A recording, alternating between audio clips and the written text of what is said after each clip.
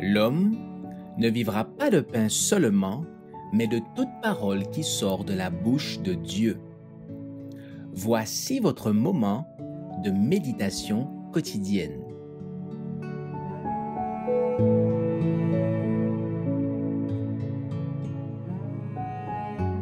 La joie fraternelle du salut, le 23 novembre. Qui est en effet notre espérance, ou notre joie, ou notre couronne de gloire? N'est-ce pas vous aussi devant notre Seigneur Jésus, lors de son avènement? Oui, vous êtes notre gloire et notre joie. 1 Thessaloniciens chapitre 2, versets 19 et 20.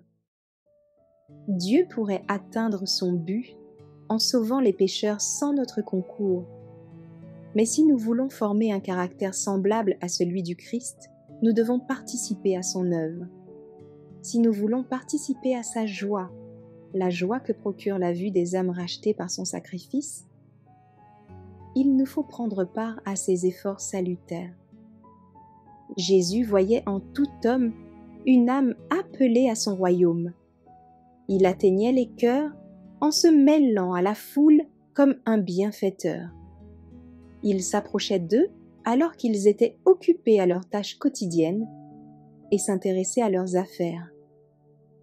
Il entrait dans les maisons pour y enseigner et placer les familles dans leur propre foyer sous l'influence de sa divine présence.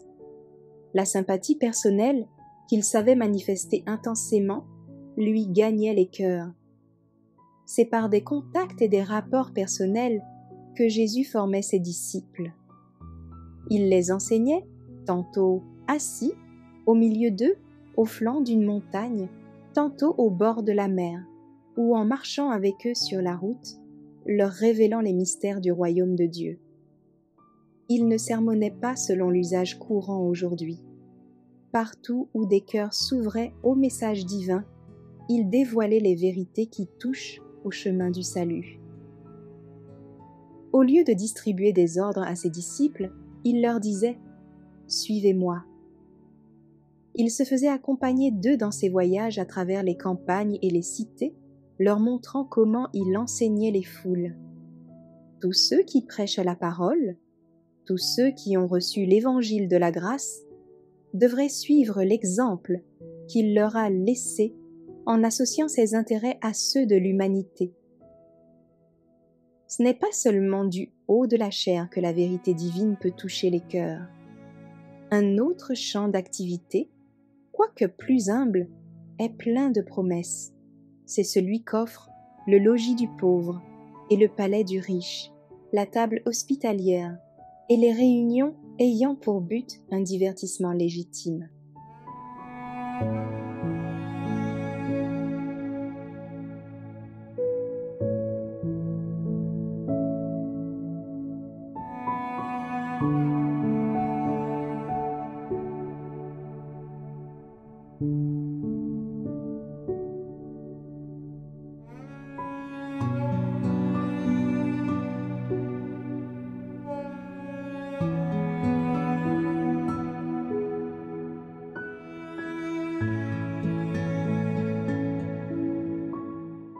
Merci d'avoir écouté cette présentation. Assurez-vous de nous rejoindre demain pour votre moment de méditation quotidienne avec lereste.org.